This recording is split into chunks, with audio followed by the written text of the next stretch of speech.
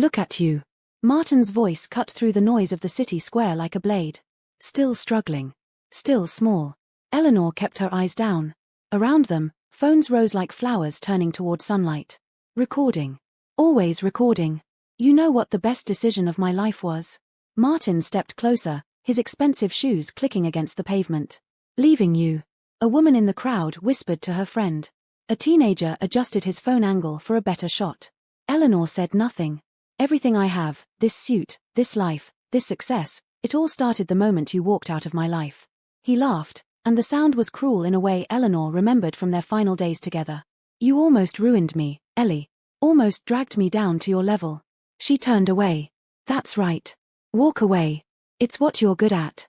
Eleanor disappeared into the crowd, leaving Martin basking in his moment, surrounded by cameras, collecting evidence of his cruelty in high definition. What Martin didn't know, what he couldn't possibly know, was that the woman he'd just humiliated in front of dozens of strangers was married to William Harrington. His boss. The man who'd hired him. The man who controlled his future. But that revelation was still hours away. This is where it began, not in that square, but 18 months earlier, in a studio flat in East London where hope was dying and love was being tested in ways neither of them understood. Welcome to the channel of love, kindness, and reward. Let us know where you are watching from. Click the subscribe button for more stories. Eleanor woke to the sound of rain hammering against the window and Martin's arm across her waist. She stayed still for a moment, watching grey morning light creep across their ceiling, mapping the water stain that had grown 3 inches since winter started. The alarm hadn't gone off yet. She'd woken naturally, the way poverty teaches you, an internal clock wound tight by the constant arithmetic of survival. She slipped out of bed carefully. Martin stirred but didn't wake. In the kitchenette, 3 steps from the bed, everything in this flat was 3 steps from everything else, Eleanor opened the cupboard. 1 tin of beans. Half a loaf of bread going stale. Tea bags she'd already used twice. She did the calculation she did every morning, his breakfast or hers. His energy or hers. His chance or hers. She reached for the bread. The toaster was broken, so she used the grill.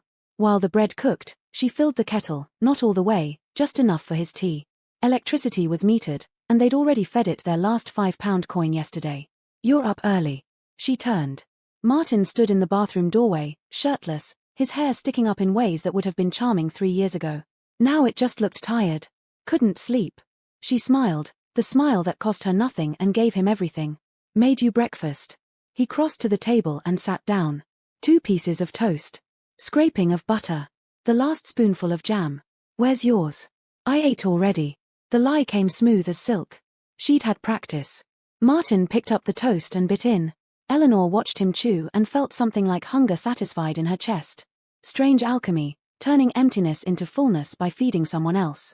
There's a job fair today, she said, sitting across from him with her tea, water really, with the memory of leaves. Canary Wharf. Tech companies. His jaw tightened. Eleanor. I know you're tired. I'm not tired. He set the toast down hard enough to rattle the plate. I'm done. Do you know what it's like? 18 months, Ellie. 18 months of walking into those buildings, shaking hands with men who couldn't code their way out of a paper bag, and being told I'm not quite the right fit. I know. You don't know. But his hand found hers across the table anyway. You're good. You don't have this thing inside that needs to prove itself. You're content with this. He gestured at their flat, the peeling wallpaper, the broken toaster, the life they'd somehow built from scraps. Content. The word hurt more than he knew. Then I'll be content for both of us, Eleanor said quietly. You just focus on being brilliant. Something softened in his face. He lifted her hand and kissed her knuckles, a ghost of the man he'd been when they met. What did I do to deserve you? You chose me, she thought. When no one else would. But out loud she just said, go to the fair. One more try. After Martin left, wearing the shirt she'd ironed at dawn while he slept, Eleanor stood at the window and watched the street below. A woman in a Burberry coat rushed past, phone pressed to her ear, laughing. A courier on a bicycle splashed through a puddle. London moved fast, indifferent to those drowning in its current. She'd been thinking about Harrington and Company for 3 weeks now. She'd seen the name while cleaning offices near Liverpool Street, one of her early morning jobs, the invisible work that kept the city running. Their plaque read, Harrington and Company. Building tomorrow's infrastructure today. She'd looked them up. Expanding. Hiring. Technology adjacent but broader, urban development, communications, logistics. She'd mentioned it to Martin once. Probably nepotism, he'd said. Old boys' club. Those places don't look at people like me. But what if they looked at her? The thought had been growing like a seed in concrete, patient and relentless. Eleanor turned from the window. She went to their wardrobe and pulled out her best blouse, cream-colored, second-hand but well-kept. She'd been saving it for something important. This was important. She didn't tell Martin. If it failed, he'd never have to know she'd tried.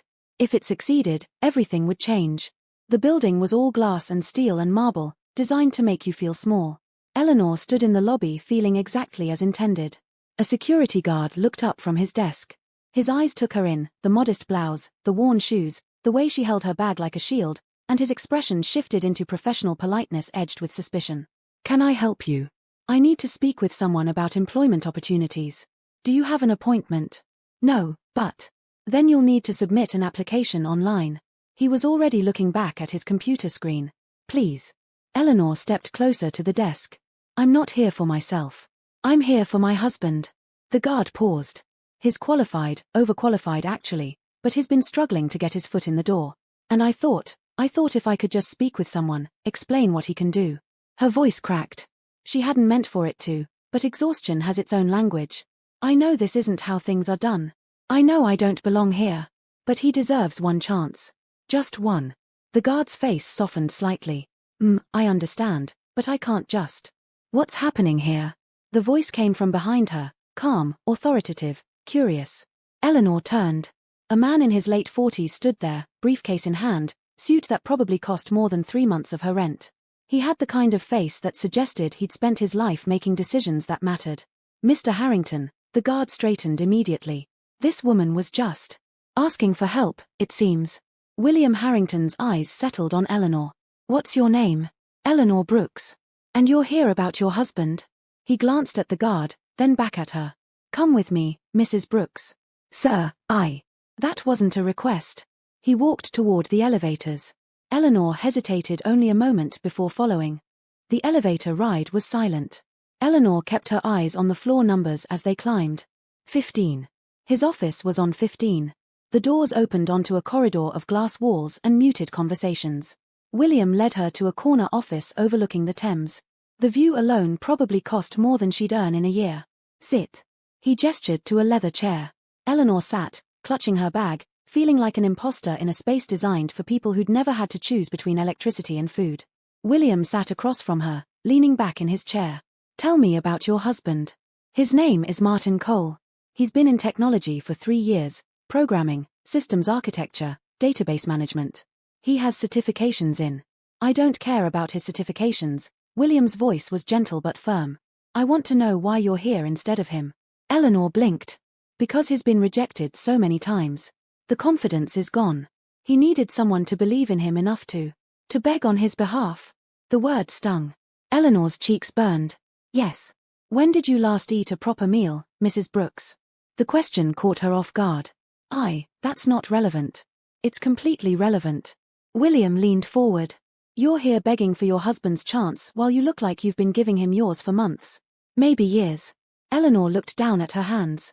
"He needs this more than I need food." Silence. Then, "My mother used to say something similar. About my father." William's voice had gone quiet. She'd go without so he could have. He was chasing a business venture that never materialized. By the time he gave up, she'd given up her health, her friends, pieces of herself. He paused. She never recovered what she lost. Eleanor met his eyes. But she loved him. She did. The question is whether he deserved it. Something tightened in Eleanor's chest, a truth she'd been avoiding for months, maybe longer. William picked up his phone. "Sarah, I need you to schedule an interview.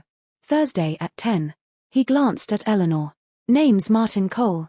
Mrs. Brooks will provide his details." He hung up and looked at her directly. "I'll give him a chance. One interview. What happens after that depends entirely on him." Eleanor stood, her legs shaking. "Thank you. I don't know how to." "Take care of yourself, Mrs. Brooks." William's expression was serious. "That's how you thank me. Because someone who loves this selflessly deserves to have that love honored. Whether your husband deserves you is another question." Eleanor made it 3 blocks before she had to stop, lean against a wall, and cry. Not from relief, though relief was there. Not from gratitude, though she was grateful. She cried because a stranger had shown more concern for her well-being in 20 minutes than her husband had shown in months. But she pushed the thought away, dried her eyes, straightened her blouse. Martin would get this interview. He'd succeed. Everything would get better. She believed it because she had to. Because if she didn't, she'd have to face the possibility that she'd been sacrificing everything for someone who'd stopped seeing her sacrifice years ago. And Eleanor wasn't ready for that truth. Not yet. But truth, like hunger, has a way of making itself known. Whether you're ready or not. Martin got the job. Eleanor found out when he burst through their flat door at 6:30, tie loosened, face flushed with something she had not seen in 18 months, triumph. I got it. He grabbed her by the waist and lifted her off her feet. Ellie, I got it. What? The interview isn't until. They moved it up. Called me this morning, said someone had a cancellation, could I come in today? He set her down, hands on her shoulders, eyes bright. I met with the department head. 30 minutes turned into 2 hours. They offered me the position on the spot. Eleanor's heart hammered. Martin, that's $42,000 to start. Benefits. Real benefits, Ellie. Healthcare. Pension. He laughed, and it sounded like the man she'd married. We're going to be okay. We're actually going to be okay. She should have felt pure joy. She did feel joy.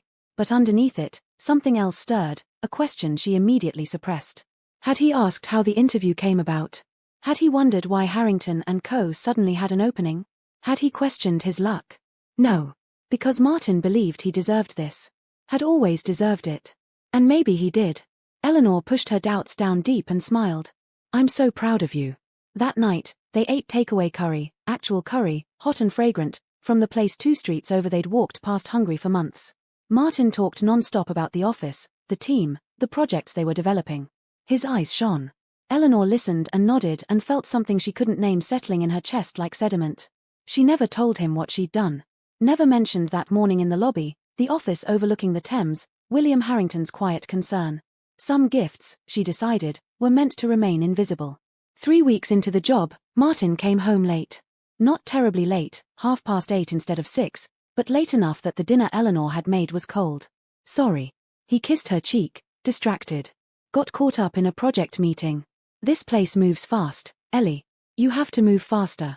It's fine. I'll reheat it. Don't bother. I grabbed something with the team. He loosened his tie, a new tie, she noticed. Navy blue with a subtle pattern. She hadn't bought it. Actually, I need to shower and prep for tomorrow.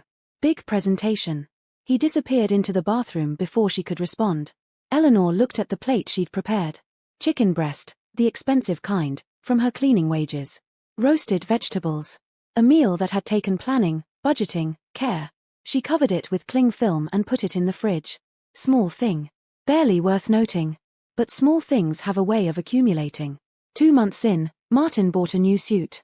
Can't show up to client meetings looking like I shop at Oxfam, he said when Eleanor noticed the label. Hugo Boss. She knew what those cost. It's an investment in our future. Our future. The word felt like a loan she hadn't agreed to. 3 months in, he started criticizing. Little things at first. The way she cooked pasta, too soft.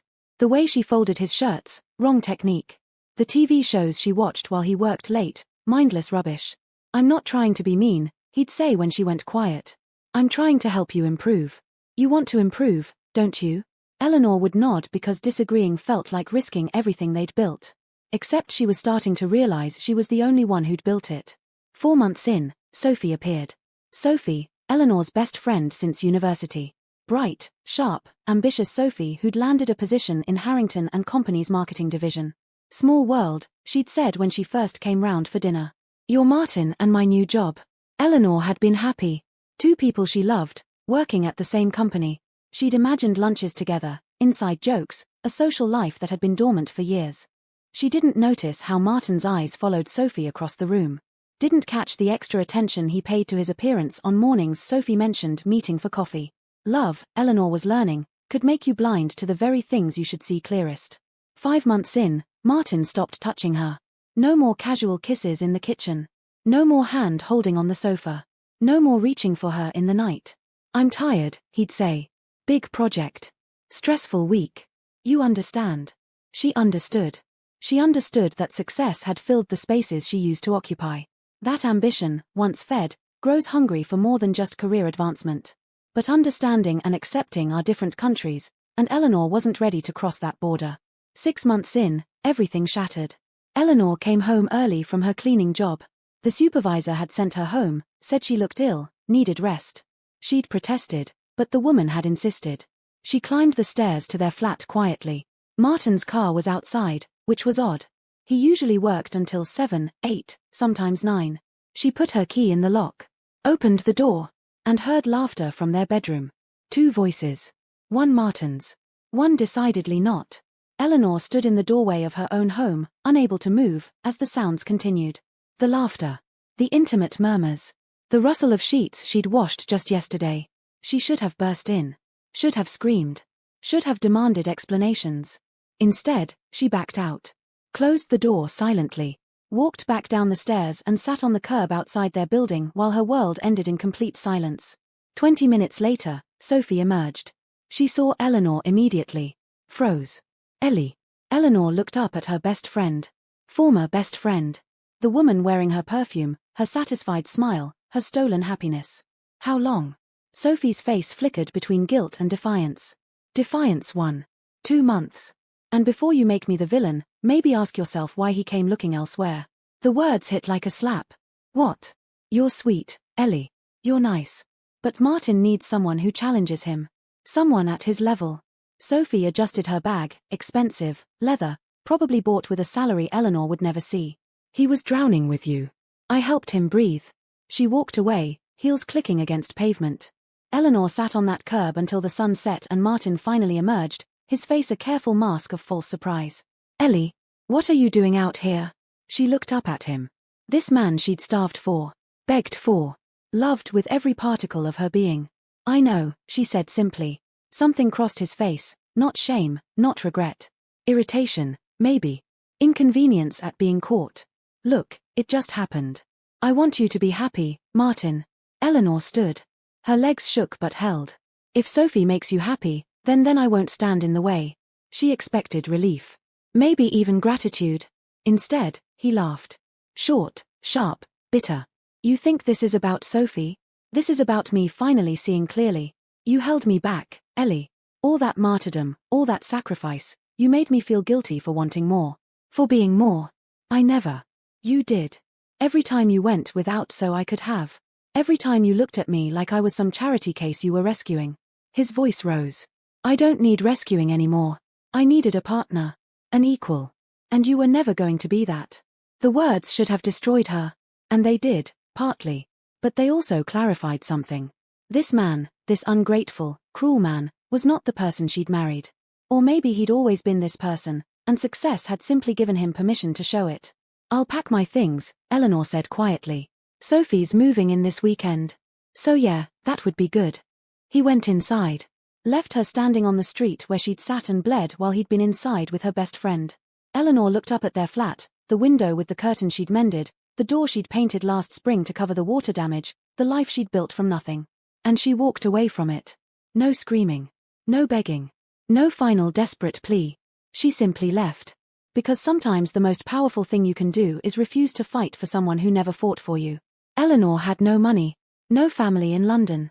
Nowhere to go. She walked until her feet ached, until the city lights blurred together, until she found herself outside a church she'd passed 100 times but never entered. The doors were open. Inside, it was warm. A woman in her 60s looked up from arranging flowers. Can I help you, dear? Eleanor opened her mouth to say she was fine. The lie died on her lips. I have nowhere to go, she whispered. The woman set down her flowers and smiled. Then it's good you came here. I'm Margaret. Let's get you some tea. Small kindness. That's what saved Eleanor that night. Not grand gestures or dramatic rescues. Just an old woman with tea and a spare room above the church office. Stay as long as you need, Margaret said. No questions asked. Eleanor cried herself to sleep that night in a stranger's kindness. And woke to a reality she'd been avoiding for months. She was alone, she was broken, and the man she'd sacrificed everything for had discarded her like rubbish. But she was alive. And sometimes, that's enough to build on. Even if you can't see the foundation yet. What would you have done if someone you loved and sacrificed so much for treated you like this?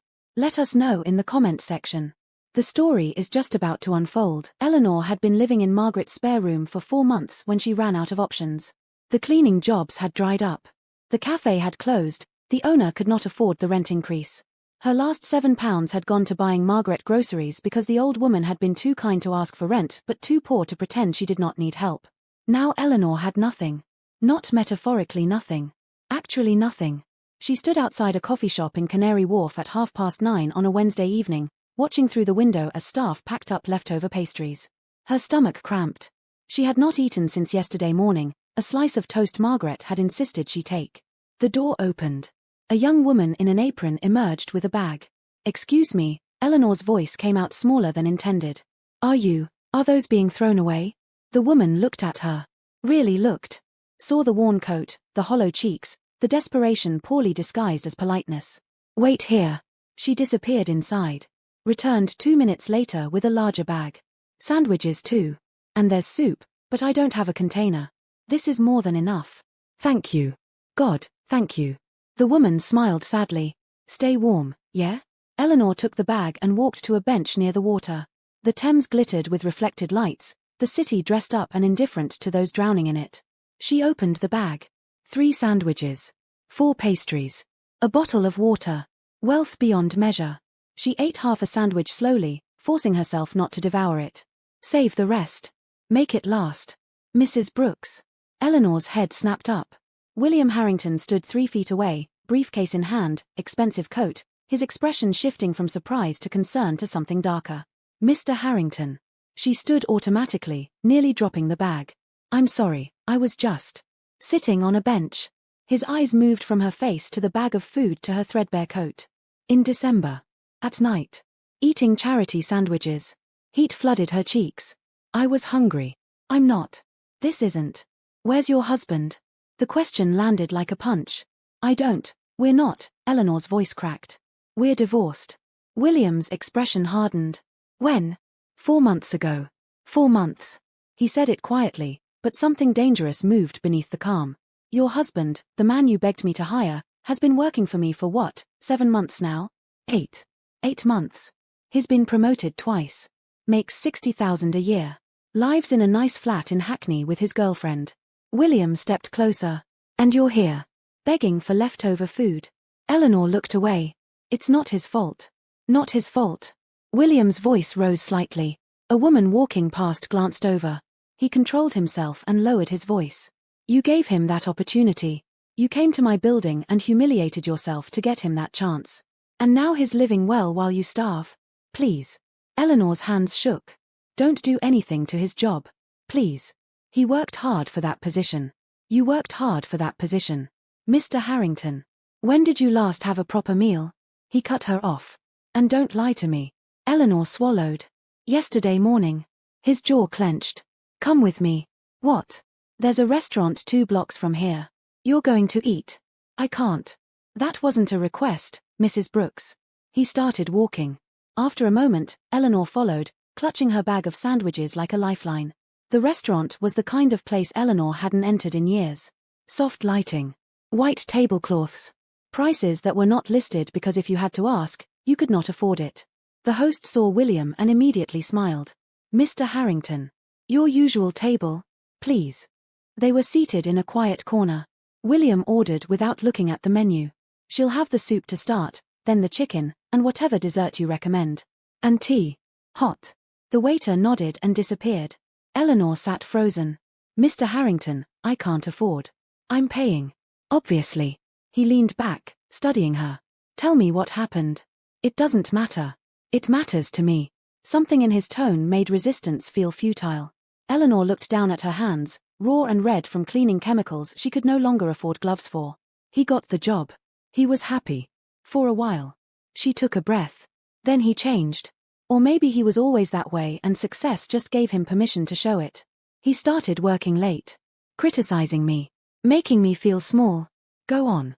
My best friend got a job at your company too. Marketing. Eleanor's voice dropped. They had an affair. I came home early one day and found them together. He said I'd held him back. That I'd made him feel guilty for wanting more. He moved her in the same week I moved out. William said nothing. But his knuckles were white against the table. The soup arrived. Eleanor stared at it. Eat, William said gently. She picked up the spoon. The first mouthful was heaven. She had to force herself not to cry. Where are you staying? William asked. A church. The woman who runs it rents me a room. How are you paying for it? I clean. Do odd jobs. Whatever I can find. Eleanor met his eyes. I'm not looking for charity, Mr. Harrington. I'm surviving. I'll be okay. You're not okay. You're starving. But I'm still here. She said it with quiet defiance. He doesn't get to destroy me. He doesn't get that power. Something shifted in William's expression. Respect, maybe. Or recognition. Your husband, ex-husband, doesn't know what he lost, does he?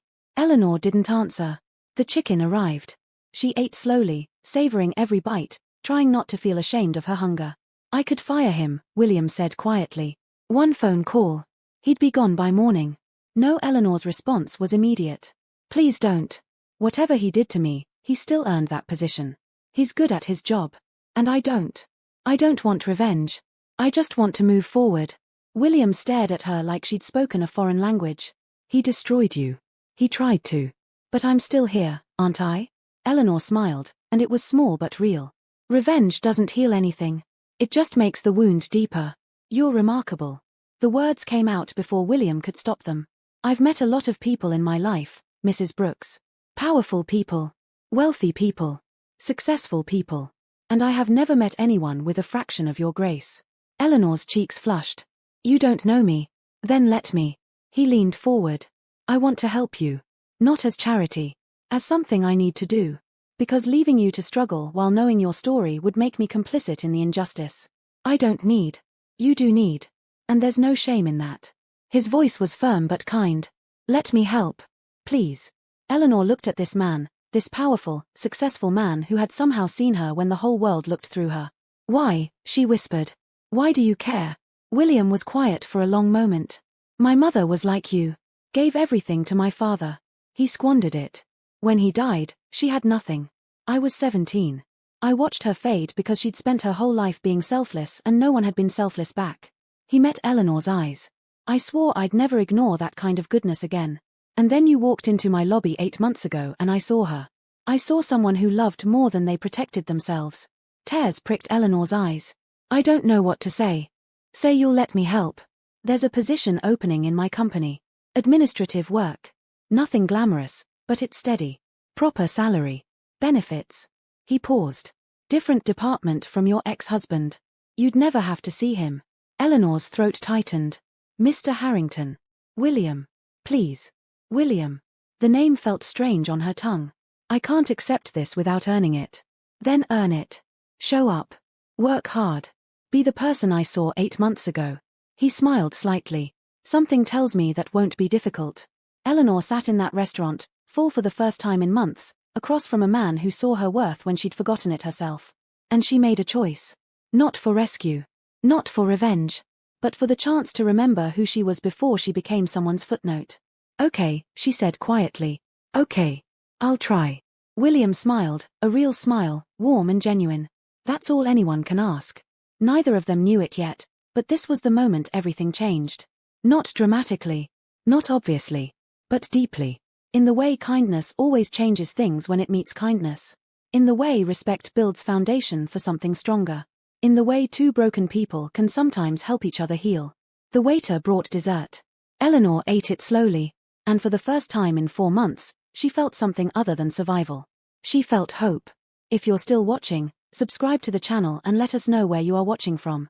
3 months after Eleanor started working at Harrington and Company, William found himself manufacturing excuses to visit the 6th floor. Budget reviews that could have been emails. Project updates his assistants could handle. Random quality checks that were absolutely unnecessary. He told himself he was ensuring the company ran smoothly. He was lying. Mr. Harrington. Eleanor looked up from her desk, surprise flickering across her face. Is everything all right? Fine. Just checking in. He glanced at her workspace, organized, efficient, a small plant in the corner she must have brought from home. How are you settling in? Really well, actually. She smiled, and William noticed it reached her eyes now. The hollow look had faded. She'd gained weight, healthy weight. Color had returned to her cheeks. Everyone's been kind. I've heard good things. Sarah says you've streamlined the filing system. Cut processing time by 30%. Eleanor's cheeks flushed. It just needed organization. It needed someone who cared enough to fix it. William paused. Have lunch with me. Her smile faltered. Mr. Harrington. William. William. She glanced around the open office. 3 other people worked nearby, all suddenly very focused on their screens. I don't think that's appropriate. It's lunch. I'm allowed to have lunch with employees. You don't have lunch with other employees. How do you know? Because Sarah mentioned it. Said you usually eat at your desk. Eleanor's voice dropped. People will talk. Let them. I can't. She met his eyes. You've given me everything, this job, this chance. I won't repay that by starting rumors that could damage your reputation. William wanted to argue. Wanted to say he didn't care about rumors, that her company was worth any gossip. But he saw the fear beneath her refusal. The fear of losing what she'd barely regained. All right, he said quietly. But Eleanor. Yes. You don't owe me anything. This job, you earned it. Every day. He left before she could respond. But he came back the next week. And the week after that. Always with professional reasons. Always keeping appropriate distance. Always staying just a little too long. 2 months later, Eleanor was promoted. Senior Administrative Coordinator, Sarah announced, handing her the paperwork. 20% raise. You've earned it. Eleanor stared at the number on the contract. More money than she'd ever made. More than enough to move out of Margaret's room, find her own place, build actual stability. I don't know what to say. Say you'll keep being brilliant. Sarah grinned. Also, Mr. Harrington wants to see you in his office. Probably to congratulate you officially. Eleanor's stomach flipped. She'd been trying so hard to keep things professional. To not read into the way he smiled at her. The way conversations about work somehow drifted into conversations about books, childhood, dreams. The way she'd started looking forward to his visits more than she should. She took the elevator to 15. Knocked on his door. Come in. William stood by the window, looking out over the Thames. He turned when she entered, and something in his expression made her breath catch. Congratulations, he said. Thank you. For everything. You did the work, Eleanor. I just gave you the opportunity. He moved closer. But I need to tell you something. And I need you to listen before you respond. Her heart hammered. Okay. I can't stop thinking about you. The words came out rushed, like he'd been holding them back for months. I know I shouldn't. I know it's complicated. I'm your employer, you work here, there's a power imbalance. I know all the reasons this is a terrible idea. William. But I also know that I've never met anyone like you. Your kindness, your strength, the way you give even when you have nothing. His voice cracked slightly. You make me want to be better. And I can't. I can't keep pretending this is just professional concern. Eleanor stood frozen. Every rational part of her screamed to be careful. To protect herself. To remember that she'd given everything to one man and lost it all. But William wasn't Martin. William had seen her at her lowest and offered dignity, not judgment. Had given her opportunity, not obligation. Had respected her boundaries even when it cost him. I'm scared, she whispered. I know. I can't go through that again. Being someone's footnote. Someone's burden. You could never be a burden. William stepped closer. Eleanor, I'm not asking you to sacrifice anything.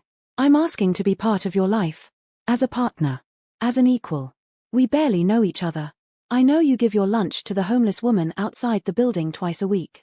I know you stay late to help other people finish their work. I know you refused to let me fire your ex-husband even though he destroyed you. William's voice softened. I know your kindness isn't performance. It's who you are. And I want to spend the rest of my life learning everything else. Tears slid down Eleanor's cheeks. This is crazy. Completely. People will say I'm using you. That I'm after your money. I don't care what people say. Your company. We'll keep it private if you want. Separate home and work completely. I'll transfer you to a different division if it makes you more comfortable. Whatever you need to feel safe. Eleanor looked at this man who'd somehow become the center of her world without her noticing. This good, decent man who saw her worth when she'd forgotten it. I'm not healed yet, she said quietly. I'm still broken in places. Then we'll heal together.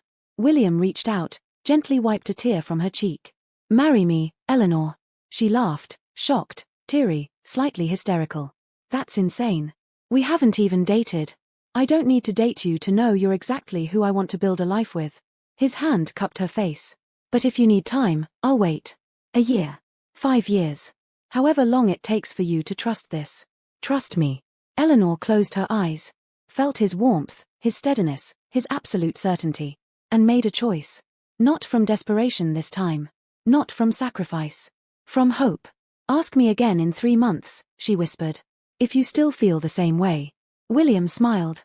I'll feel the same way in 3 decades. Then ask me in 3 months. He kissed her forehead, gentle, reverent, full of promise. Eleanor left his office on shaking legs, her world tilted on its axis, her heart terrified and hopeful in equal measure. Across the city, in a trendy flat in Hackney, Martin poured wine and laughed.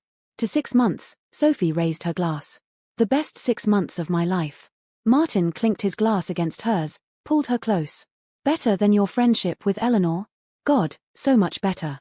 Sophie curled into him. She was always so pathetic. So grateful for everything. Like a kicked puppy. Right. Martin drained his glass. I spent 3 years feeling guilty every time I wanted something nice. Every time I had ambition. Like I was abandoning her or some shit. You think she's okay? Don't know. Don't care. He refilled his glass. She's probably living with some relative, working some dead-end job, still playing the martyr. That was always her thing, suffering beautifully. Do you ever wonder if we were too harsh? Martin looked at Sophie, something sharp in his expression. She got exactly what she put out there. Weakness. Dependency. I needed a partner who could match me, not someone I had to carry. You're right. Sophie kissed him. We're better together. Stronger. Exactly. Martin stood, stretched. Eleanor was my past. A past I'm glad is over. She's probably somewhere rotting in her own kindness, and honestly, that's perfect. She wouldn't know what to do with actual success. They laughed together, secure in their righteousness, blind to the irony. That the woman they dismissed as pathetic was being courted by their boss. That the woman they thought was rotting was blooming. That the kindness they mocked was about to elevate Eleanor to heights they couldn't imagine. But they'd learn. Soon enough, they'd learn. Karma doesn't announce itself. It just arrives. Patient. Inevitable. Precise. 3 months passed like a held breath finally released. William asked again on a Tuesday evening, in Eleanor's small flat, the one she'd rented with her promotion salary. No grand gesture. No elaborate setup. Just the two of them, dinner she'd cooked, wine he'd brought, and a question that hung in the air like a promise. Marry me. Eleanor set down her fork. Looked at this man who'd somehow become her home. Yes. They married the following week at a registry office in Camden. No guests except Margaret, who cried through the entire ceremony, and William's lawyer who served as witness. Eleanor wore a simple cream dress from a high street shop. William wore a suit but no tie. The registrar pronounced them married in less than 15 minutes. Afterward, they had lunch at a small Italian restaurant where nobody knew William's name or cared about his worth. We should probably tell people, Eleanor said, twirling pasta on her fork. We will. When you're ready. William reached across the table, took her hand. There's no rush. Your company knows I'm married. That's enough for now. He squeezed her fingers. I don't need to parade you around to prove anything. I just need you. Eleanor smiled, but worry gnawed at her. She transferred to a different division, urban development research, far from Martin's technology department. They'd been careful. Professional at work. Private everywhere else. But secrets have a way of surfacing. 6 weeks into their marriage, on a grey Wednesday morning, Eleanor arrived at work later than usual.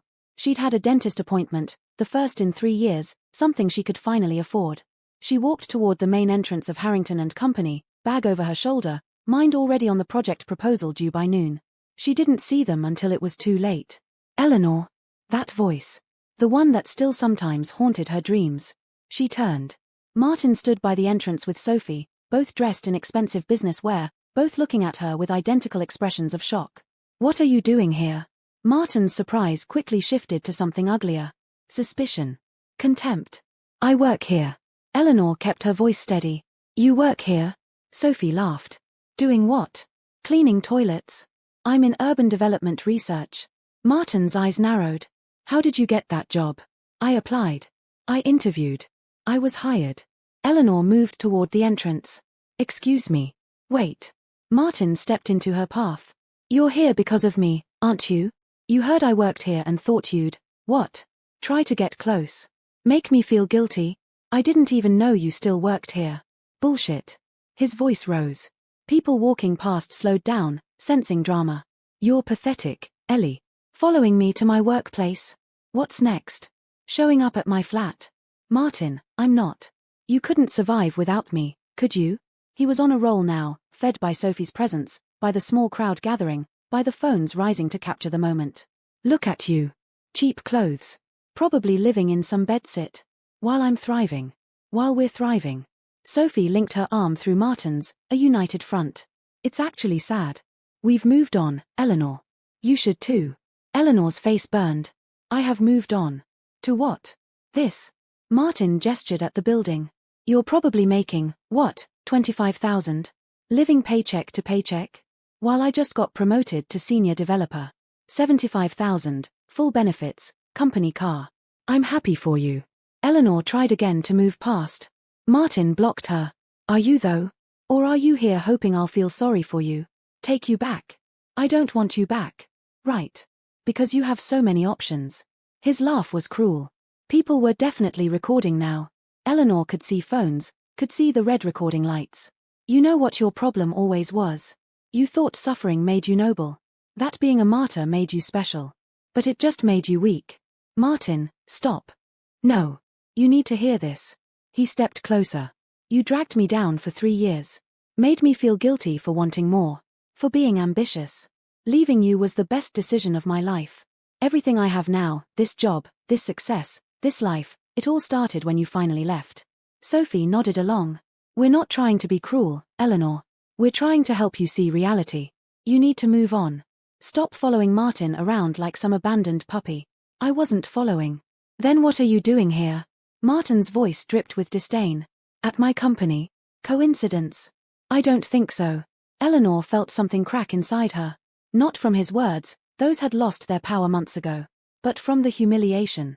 From being reduced to this spectacle while strangers recorded, while her past mocked her present, while everything she'd rebuilt threatened to crumble. I work here, she repeated quietly. That's all. I'm just trying to live my life. Your life. Martin laughed again. What life? You're nobody, Ellie. You were nobody when I married you, and you're nobody now.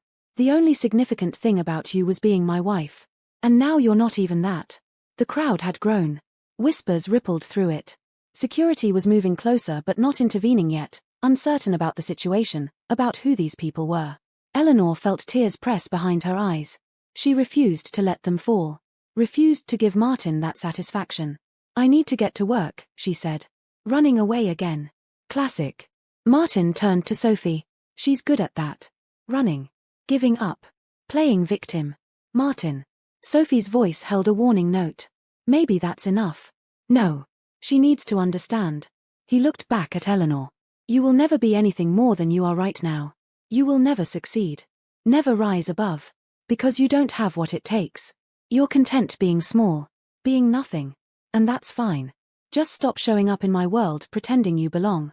Eleanor's hands shook. Her vision blurred. And then a voice cut through the crowd like a blade.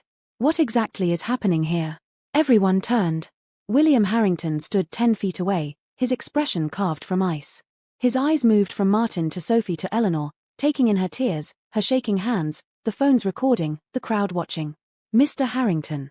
Martin's demeanor shifted instantly. Sir. I was just humiliating someone in front of my building? William's voice was dangerously quiet. Is that how we conduct ourselves, Mr. Cole? Martin paled. No, sir. This is personal. She's my ex-wife. I know exactly who she is. The crowd went silent. William walked forward until he stood beside Eleanor. His hand found the small of her back, protective, possessive, unmistakable. This woman, William said, his voice carrying across the stunned crowd, is Eleanor Harrington. My wife. The silence shattered into gasps. Martin's face went white. Sophie's mouth dropped open. Phones captured everything. You. Martin couldn't form words. You're married to. But how, when? That's none of your concern. William's eyes were cold fury. What is my concern is that you just publicly humiliated my wife. Mocked her. Belittled her. On camera. In front of my building. Sir, I didn't know. You didn't need to know. You should never speak to anyone that way. William turned to Eleanor, his expression softening. Are you all right? She nodded, unable to speak. He looked back at Martin. My office. Now. Mr. Harrington, please. Now. William guided Eleanor inside, past the stunned crowd, past security, into the elevator. The doors closed on chaos, people talking, phones uploading, the news spreading like wildfire. Eleanor leaned against the wall. William, please don't. He doesn't get away with this. Not this time. William's voice shook with controlled rage. I've respected your wishes for months. I've let him keep his job, his reputation, his success, all built on opportunities you created for him. But this. He humiliated you publicly. He tried to destroy you in front of dozens of people. I will not let that stand. Please. No. William cupped her face. You've protected him long enough. You've been kind long enough. He doesn't deserve your mercy. The elevator reached the 15th floor. The doors opened. William stepped out, his decision made, his fury cold and absolute. And Martin Cole's world was about to end. William's office had never felt smaller. Martin stood in front of the desk, Sophie beside him, both trying to maintain composure while their world collapsed in real time. Mr. Harrington, if I'd known, Martin started. Known what? William remained standing, arms crossed. Known that she was my wife? Is that the only thing that would have stopped you from treating another human being with such cruelty? No, I just meant. You meant that humiliating your ex-wife in public was acceptable until you discovered she had power. That her worth only existed in relation to someone else's status. William's voice was ice. Funny. That's exactly how you treated her during your marriage, isn't it? Martin's face flushed. Sir, with respect, you don't know what our marriage was like. I know exactly what it was like. William moved around his desk. Because 8 months ago, your wife came to this building. She stood in that lobby, and she begged me, to give you a chance. She had nothing. No proper food, no decent clothes, no reason to believe I'd listen. But she came anyway because she believed in you. The color drained from Martin's face. She told me about your qualifications. Your potential. Your dreams. William's words were surgical, precise. She never mentioned her own struggles. Never asked for anything for herself. Just for you. And I gave you that interview because of her. Not because of your CV. Not because of your skills. Because a woman who loved that selflessly deserved to have that love honored. Sophie's hand slipped from Martin's arm. I got the job on my own merit, Martin said weakly. You got the interview because of her. The job you earned, I'll grant you that. But the opportunity, the chance that started everything, that was Eleanor. William leaned against his desk. And how did you repay her? You had an affair with her best friend. Threw her out of your home. Moved your mistress in before the sheets were cold. You don't understand. I understand perfectly. William's voice hardened. 4 months after you destroyed her, I found Eleanor begging for leftover food outside a cafe. She was starving, Martin. Actually starving. While you collected your salary, the salary from the job she got you, she was eating from rubbish bins. Martin's face crumbled.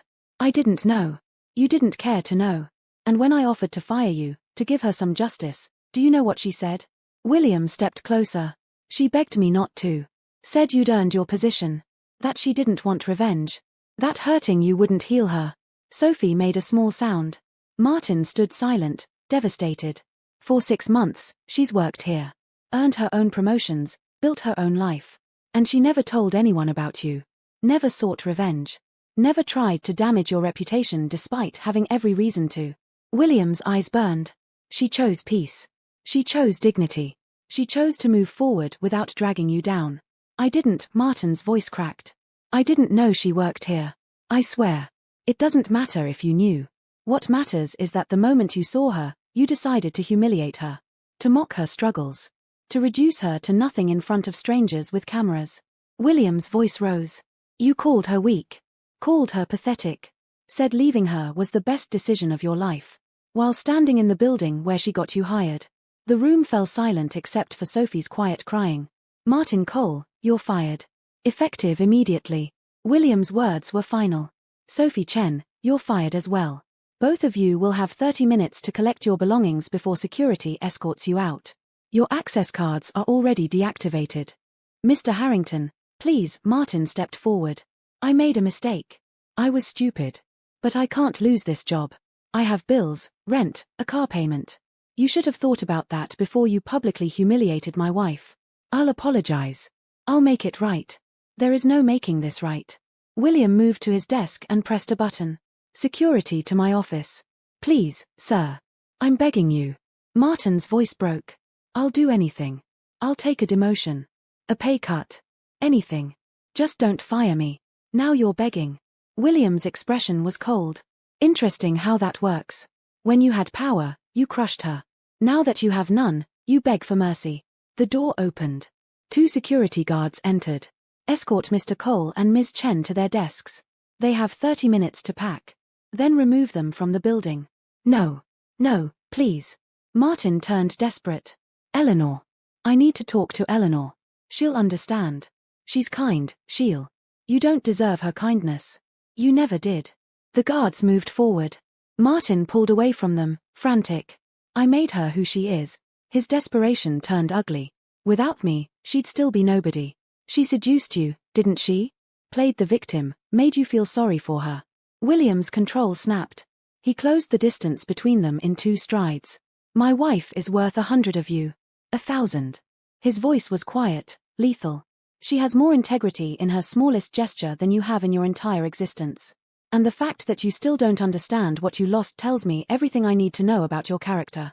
She's cheap. That's what she is, Martin spat. Couldn't survive on her own, so she latched onto you. William's fist connected with Martin's jaw. Martin stumbled back, hand to his face, shocked. Get him out, William said to security. Now. They dragged Martin toward the door, Sophie following in tears. You'll regret this, Martin shouted. I'll sue. I'll go to the press. I'll tell everyone how you stole my wife. I didn't steal her, William said calmly. You threw her away. There's a difference. The door closed on Martin's protests. William stood in the silence, his hand throbbing, his heart racing. Then he left his office, took the elevator down to 6, and found Eleanor at her desk, surrounded by concerned co-workers. She looked up. Saw him. Stood. Is it done? She asked quietly. It's done. Eleanor closed her eyes, a single tear sliding down her cheek. I didn't want this. I know. But he didn't give us a choice. William took her hand. He made his bed long ago. Today he just had to lie in it. That evening, Martin sat in the flat he could no longer afford, staring at his phone. The videos had gone viral.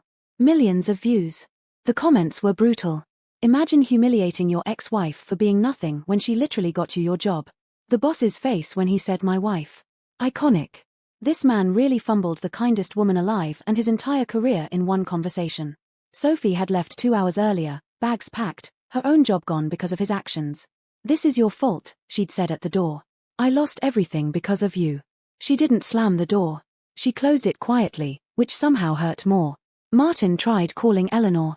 Blocked. Tried messaging. Blocked. Tried reaching out through former colleagues. They ignored him. He looked around the flat, the expensive furniture, the meaningless trophies of success built on someone else's sacrifice. And he finally understood what he'd lost. Not the job. Not the salary. Not the status. He'd lost Eleanor.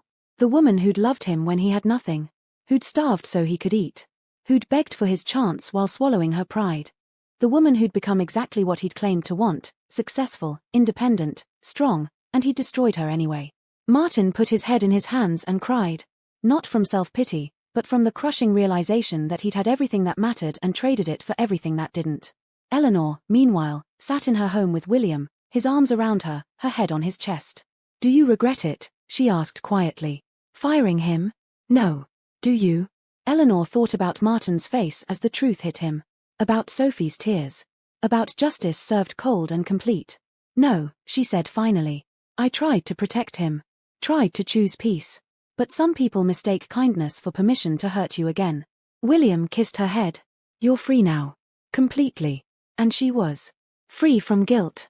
From obligation. From the weight of loving someone who'd never deserved it. Martin lost everything. Job, relationship, reputation, future. Not because Eleanor sought revenge.